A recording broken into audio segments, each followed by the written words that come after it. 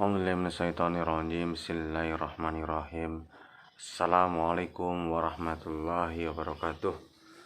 Alhamdulillah, teman-teman semuanya, pada kali ini kita akan belajar bareng-bareng lewat media daring.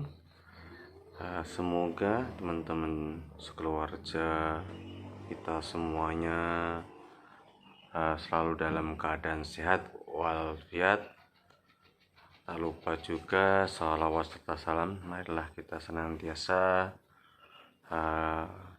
limpahkan, sampaikan kepada Nabi Muhammad SAW. Semoga kita beserta keluarga besar kita semua nanti mendapat syafaat beliau di hari akhir kelak. Amin ya rabbal alamin. Langsung saja teman-teman, mungkin di beberapa pertemuan kemarin kita tidak bisa belajar bareng-bareng karena ada hal-hal yang menjadi uzur bagi kita, terutama saya sendiri. Bahkan hari ini juga nanti ada jadwal untuk uji skripsi dan semprov, kemungkinan membutuhkan waktu sehari untuk menguji karena banyak sekali. Oke teman-teman, langsung saja kita di sini akan membahas beberapa hal. Yang paling utama mungkin di sini akan saya membahas tentang bank, karena bank adalah satu bagian dari fikih muamalat. Tapi sebelum itu, kemarin teman-teman ada tugas, adalah untuk bisa menerangkan perihal apa yang sudah kita sampaikan tentang jenis-jenis akad. Ada akad jual beli. Nah, jadi nanti dalam habis ini sekitar ada 4 atau 5 video yang akan saya share. Setelah itu akan udah ujian lisan. Yang mana ujian lisan ini nanti dalam 4 atau 5 video ini insya Allah dalam 2 minggu dah akan saya sampaikan. Jadi minggu depan atau berikutnya adalah nanti kita langsung ujian lisan, yang mana soal pertamanya kalian harus bisa menerangkan jenis akad yang sudah kita sampaikan kemarin. Akad 1, contoh akad jual beli. Akad jual beli itu ada salam, ada istisna, ada asyaraf. Nah, ada asyaraf, kemudian ada al-murabahah. Nah, salam rukunnya berapa, kemudian kalian harus bisa menyebutkan. Kemudian istisna juga demikian. Apa itu istisna? Rukunnya ada berapa harus bisa menyebutkan. Selanjutnya akad kerjasama. Akad kerjasama demikian, ada berapa. Ada akad kerjasama. Dalam akad kerjasama ini terbagi menjadi 1 yaitu mudharabah, yang kedua adalah musyarakah atau syirkah, ketiga adalah muzara'ah, keempat adalah mukhabarah, kemudian kelima adalah musyaqah. Jadi dalam akad kerjasama ini minimal ada 5. Kemudian kalian menerangkan satu persatu dan menyebutkan rukun-rukunnya. Kemudian ada lagi akad transaksi jasa ada berapa, kemudian transaksi amanah ada berapa, dan menerangkan dan menyebutkan maknanya. Demikian ya, itu benar-benar harus dikuasai. Oke, kita langsung menuju perbankan. Dalam perbankan ini kan bagian dari muamalah, sebagaimana yang sudah kita jelaskan kemarin, bagian daripada lingkup wawasan keislaman. Kan ada akidah, ada syariah, dan ada akhlak kan, yang mana syariah ini mencantum hukum fikih ibadah dan fikih muamalat, yang mana dalam fikih muamalat ini berkembang pembahasannya, baik itu hubungan internasional atau sampai pun hubungan nasional, yang mana dalam hubungan ini nanti ada pembahasan tentang politik, kemudian industri, perekonomian, yang mana perekonomian ini nanti masuk ke lembaga keuangan dan sebagainya. Maka di sini kita membahas tentang lembaga keuangan, yang mana di sini kita membahas tentang bank. Bank itu bagian dari muamalah, yang mana dalam bermuamalah itu ada sebuah kaidah. Segala sesuatu dalam bermuamalah itu diperbolehkan sampai ada dalil Al-Quran dan As-Sunnah yang melarangnya. Al-aslu fil muamalati mubah hatta jadilu dalil ala tahrimihi. Berbeda dengan ibadah, sebaliknya itu al-aslu fil ibadatu tahrim hatta yadul dalil ala tahlilihi, atau tahlil itu diperbolehkannya. Oke, perbankan. Apa sih itu perbankan? Apa itu bank? Kalau bank syariah itu apa? Bank umum itu apa? Jadi di sini ada perbedaan syariah dan ada bank umum. Tapi sebelum itu teman-teman harus memahami makna dari bank itu sendiri, yang mana bank itu sudah tercantum dalam undang-undang. Undang-undang tahun berapa ya kira-kira itu?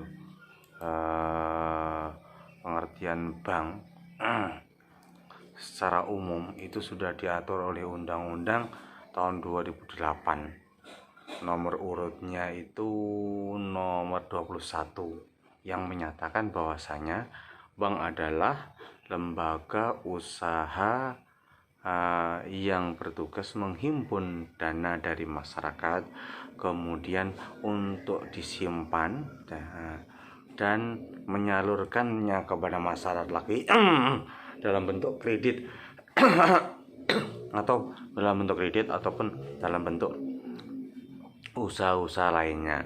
Tujuannya apa? Tujuannya untuk meningkatkan taraf hidup masyarakat. Saya ulang lagi ya.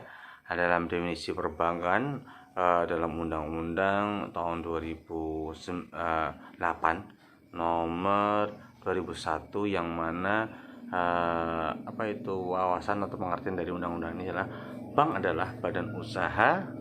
Ingat-ingat, bank adalah badan usaha yang menghimpun dana dari masyarakat. Untuk apa menghimpun? Untuk dalam bentuk simpanan, kemudian menyalurkan lagi kepada masyarakat dalam bentuk kredit ataupun bentuk-bentuk perjanjian ataupun akad-akad yang lain. Untuk apa? Untuk meningkatkan taraf hidup masyarakat. Jadi tujuannya adalah untuk meningkatkan dalam rangka meningkatkan taraf hidup masyarakat ataupun rakyat. Oke, jadi disinilah pengertian bank. Maka ada pengertian bank syariah. Tinggal menambah dalam usahanya. Bank syariah itu dalam menjalankan usaha-usaha yang tadi, menyimpan atau menyalurkan tadi, menggunakan prinsip-prinsip syariah menurut jenis-jenis yang sudah ditentukan oleh hukum dan undang-undang. Itulah yang dimaksud dalam pengertian perbankan. Perbankan sendiri pembahasannya sangat intens negara dalam membahasnya. Maka banyak sekali perubahan ungundang-undang, begitu aplikasi dan sebagainya. Ini selalu mengalami perbaikan. Nanti teman-teman bisa kita bahas secara detail lagi. Apa perbedaan yang signifikan antara bank syariah dan konvensional, bagaimana perubahan-perubahan atau histori dari perbankan, tapi itu nanti kita bahas secara detail lain waktu saja ya. Kita langsung saja membahas tentang tadi apa saja yang di dalam bank. Bank tadi kan menghimpun dana dana dari masyarakat kan, kemudian menyalurkan lagi ke masyarakat. Nah, menghimpun tadi dalam bentuk simpanan. Nah, kita bahas di bank syariah. Bank syariah dalam menghimpun dari menghimpun kemudian menyalurkan. Tapi ada hal lain, yaitu ada fungsi ada lain, yaitu jasa. Jadi selain menghimpun dana, menyalurkan dana, dan ada programnya itu yaitu jasa. Oke teman-teman, sekarang dari menghimpun dulu. Jadi bank itu menghimpun dana dari masyarakat dalam bentuk simpanan. Maka apa saja produk-produk yang ditawarkan perbankan yang ada di perbankan syariah, dalam produk dalam sistem atau program penghimpunan dana, maka dalam penghimpunan dana itu ada dua hal, ada tiga hal, yaitu tabungan, giro, tabungan, dan deposito ya. Ada tiga ya, tabungan, giro, tabungan, ada tiga. Jadi dalam produk penghimpunan dana itu ada tiga, giro, tabungan, dan deposito. Nah, dalam tiga hal ini, giro, tabungan, dan deposito, apa saja akadnya? Giro itu prinsipnya biasanya hanya wadiah, menitipkan. Dari menitipkan. Sedangkan tabungan, nah, itu akadnya. Jadi giro itu ada akadnya adalah biasanya hanya wadiah. Ingat, dalam giro itu hanya wadiah. Giro itu wadiah. Kemudian langsung lihat. Giro itu ada wadiah dan ada mudorobah. Nah ya, jadi giro itu ada dua. Maaf teman-teman tadi ya, giro itu ada dua, yaitu giro wadiah dan giro mudorobah. Kemudian sedangkan tabungan itu juga sama dengan tabungan wadiah dan tabungan mudorobah. Sedangkan deposito itu hanya deposito mudorobah. Tetapi dalam deposito ini terbagi menjadi dua lagi nanti. deposito mudorobah mutlaqah dan deposito mudorobah muqayyadah. Oke, akan saya jelaskan satu persatu. Teman-teman perhatikan baik-baik ya. Jadi dalam produk penghimpunan dana perbankan itu biasanya ada tiga hal, giro, tabungan, dan deposito kan. Giro itu akadnya, jenis akadnya adalah wadiah dan mudorobah. Kalau wadiah hanya menitipkan kan wadiah.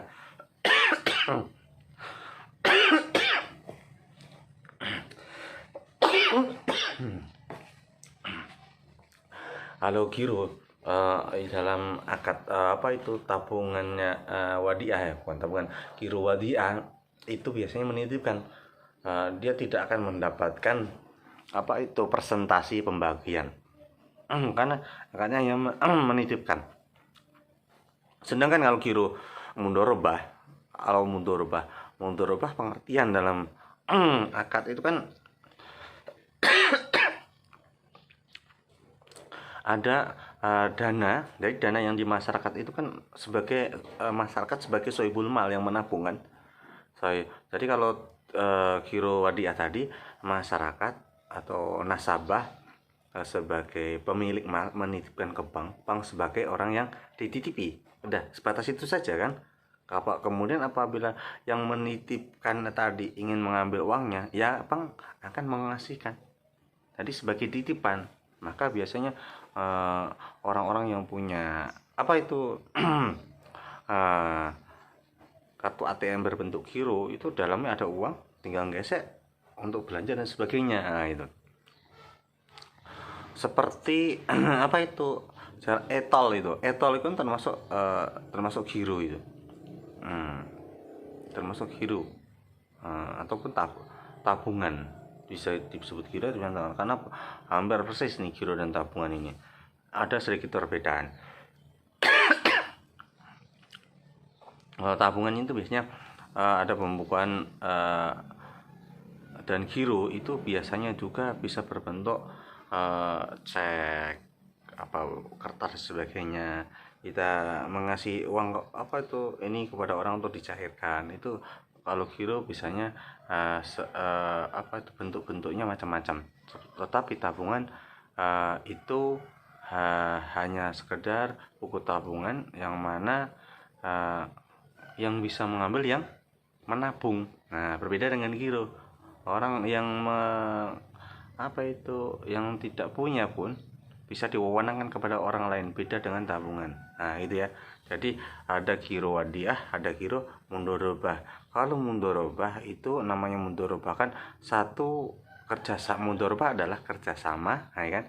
Kalian harus ditanya apa itu mudharabah. Nah, mudharabah adalah sebuah kerjasama antara sohibul mal atau pemilik modal dengan pengusaha atau pelaksana, yang mana keuntungan nanti dibagi dua. Yang satu sebagai pemilik modal, satu adalah sebagai pelaksana. Nah, pelaksana di sini bisnis adalah pengelola adalah bank, sedangkan nasabah adalah sebagai sohibul mal. Oke ya. Kemudian tabungan dan giro ini ada sama-sama ada dua, wadiah dan mudharabah. Kalau tabungan, tapi yang membedakan tabungan dan giro tadi ya, giro itu berbentuk cek, bisa berbentuk cek dan sebagainya, yang mana kertas-kertas yang kita punyai seperti kwitansi itu kita bisa kasihkan orang lain untuk diambil di bank-bank yang sudah ditunjuk.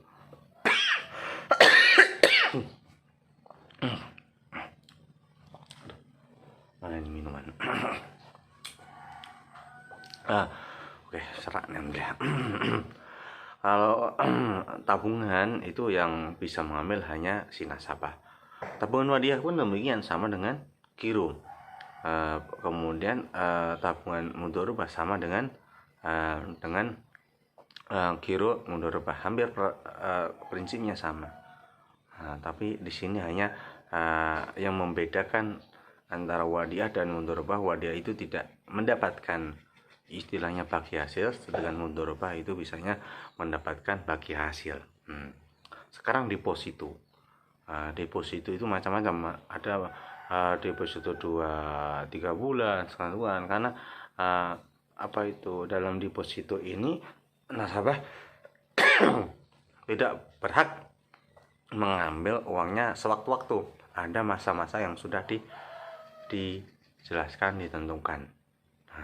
Jadi menabung dengan berjangka, jangka 3 bulan, 6 bulan, setahun dan sebagainya ya, mendepositokan. Maka dalam deposito ini akadnya ada mudharabah mutlaqah dan ada mudharabah muqayyadah. Apa itu mudharabah mutlaqah dan apa itu mudharabah muqayyadah? Mudharabah mutlaqah. Nah, yang dimaksud dengan mudharabah mutlaqah itu adalah kata tolaqah, mutlaqah. Mutlaqah itu kebebasan. Jadi ini nasabah sebagai pendeposito mendepositkan ke bank sebagai pelaku. Pelaku ini kan masih dalam konteks mudharabah. Jadi mudharabah mutlaqah ini si bank bisa mengelola uang ini untuk bisnis apapun. Itu disebut dengan mudharabah mutlaqah. Berbeda dengan mudharabah muqayyadah. Kalau muqayyadah itu diikat, qayyadah. Jadi si bank sebagai pelaksana tadi, pelaksana bisnis itu sudah diikat oleh nasabah yang mendisut atau sohibul mal tadi. Si sohibul mal atau nasabah tadi sebagai sohibul mal itu menentukan, saya depositokan uang ini dalam bisnis, industri, dalam bisnis pertanian. Nah, maka bank tidak boleh mendepositokan melakukan transaksi atau bisnis selain apa yang dipilihkan oleh nasabah tadi. Maka disebut dengan deposito mudharabah muqayyadah, diikat. Kemudian dalam penyaluran dana. Oke teman-teman, penyaluran dana. Aduh, ini goyang. Sebentar, ganjel dulu.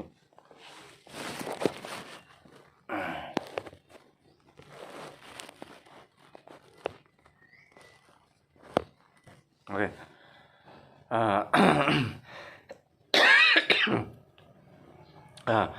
Kemudian penyaluran dana. Nah, dalam penyaluran dana ini teman-teman harus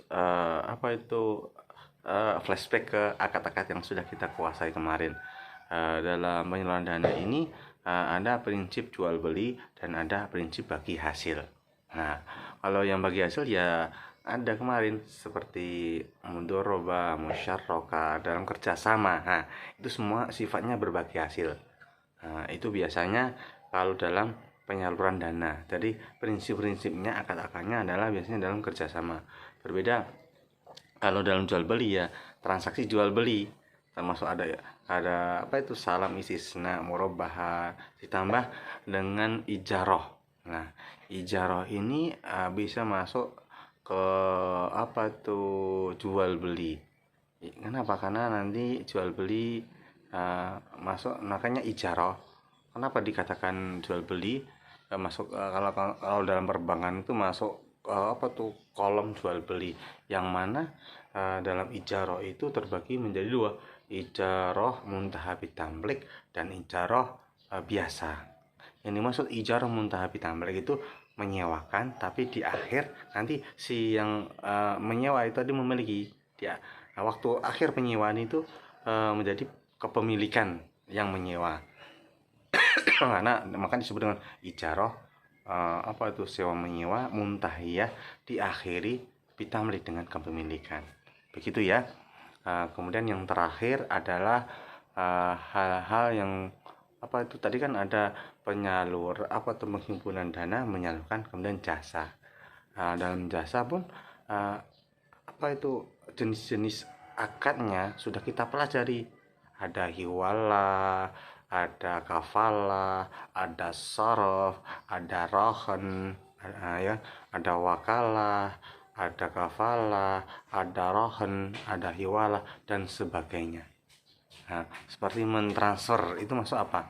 Termasuk hiwalah dan sebagainya. Oke teman-teman, hal-hal itu saja yang mungkin kita share pada pagi hari ini.